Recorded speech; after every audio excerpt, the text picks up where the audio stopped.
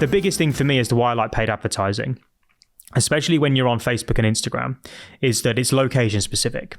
So the people that are listening to this podcast in that beauty space, right? The majority of people are going to be wanting to get their content in front of people that are probably within a 20-mile radius of their salon or clinic. Yeah. Right. If you are posting on Instagram organically, you can't get that location definition sorted unless you pay them. And so you can get 1 million views on a reel, but it doesn't mean that 1 million views is in Doncaster. Yes. It could be 1 million views in America, Australia. It could be all around the world. Now, you like to think, well, if there's 1 million people there, at least some of them in Doncaster will see it. But you don't know that. There's no way of quantifying it. Very difficult ways of tracking it.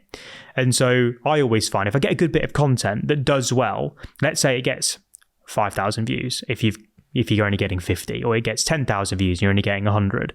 If it does really well, that's your ad. Don't try and create hey, I'm Susan, this is what I'm trying to do. No, use the content as the piece of as advertising, and put a budget that leads to somewhere that we know is going to convert. Because if you can do that, suddenly you've got a great piece of content which you spent time creating. You've got an ad budget, which is putting it to people that we know are going to be interested in what it is that we're selling. And then from there, as long as that sales process is built in the right way, you will trade the £1 that you spend for at least 2. Yeah. And that way, you've got a way of making sure that over and over again, every single week, you've got money that's working for you. And your content, rather than it just being something that you do, is actually getting a return for you as well. Yeah. Yeah. I mean, so when you say like the sales process and everything, is that something that constantly changes, or is it the same process that it's been since you started doing paid ads? And yeah, it's kind of been the same. Right, it has been the same the whole way. So like there's typically like routes that people like to buy things in different markets. So I've been fortunate enough to work in lots of different industries.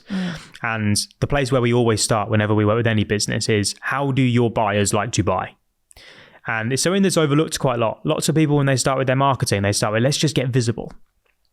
I don't like to start there, because I need to know what I'm going to create, why I'm creating it, and how that's going to link to the person that ends up coming through a funnel, a website, whatever it is. And so I will look at right at the back end of everything and go, right, how do these people like to buy things? Are they someone that likes to walk in through the front door before they buy? Are they online buyers, right? So that's the first question we've got to work out. And then from there, their online buying behavior, let's say they do like to buy online. Do they need an hour's worth of information from you before they do? Do they need 5 hours? Do they need 1 minute? Depending on what you're selling will determine the amount of time that they need to spend consuming whatever it is that you do.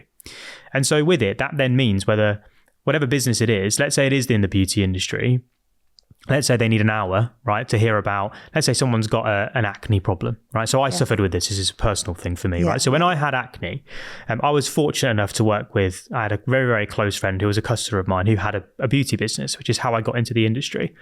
And she would give me loads of advice on, if you tried this, if you tried that, what are you using on your skin? Have you ever looked at certain treatment? What's your diet like? All these sorts of things. And I'm like, I had no idea that all of this had an impact, whatsoever. And so I went in and I had the conversation with her. She did a few different assessments. She had a few different machines that looked at my skin. She looked at my diet. She looked at everything. And within 3 months, that acne hadn't gone, but I'd had my confidence back. Yeah. And I sat there and I'm like, I had no idea that you did all of this. Like what? So, and I was managing her social media for about 6 months, and I still had no idea that's the depth that these businesses are going into. And it was just a bit of a realization to me. I'm like, look, I would never have gone on it and start to search for answers in this. I would have gone onto Google or gone onto YouTube and gone, I've got acne, help me. And I would have looked for the video that's probably got the most views on it to be able to choose who I'm going to get advice from. That's the buyer mindset. And so if you're not showing up in those places, someone else will be, and they're taking the opportunity and actually may not be giving the right advice that Helen at the time gave me then. And I'm like, well, actually, the campaign then, if I had a place where I didn't have to feel embarrassed, because sometimes going into a clinic, I trusted Helen, I knew her already. Sometimes going into clinic is your first step. Yeah, it's that barrier, isn't it, from outside? It's a fear. Like it is. It was like, and I know it sounds stupid, but it is, especially for an introvert like me as well, that hates meeting new people. Normally, I found it all right in these sorts of environments, but it's a big step. And so, like, I looked at it and I went, why don't we create like a little mini webinar? right? It's where you talk about why people are struggling with acne. Basically, the depth that you've just gone through there with me, talk about those steps on mine in a little mini webinar, and then invite people to book a call in with you if they want to have a conversation where there's no obligation to buy. Just come and get some advice. Yeah. Perfect. And so we created that as a first one. We did that 5 years ago. And that webinar is still gets run. She actually exited her clinic about 1.5 years ago. But it was being run up until that point. And I look at it, I'm like, that is such a simple campaign about educating an audience that feels insecure about their skin.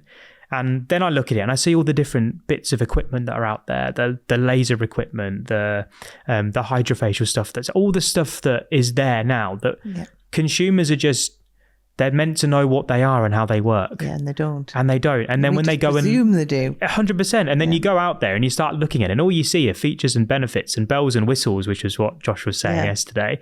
And that's not the thing that makes the impact. I didn't care about how good this machine was. I wanted to know whether it was going to get my skin to stop flaring up the way that it was.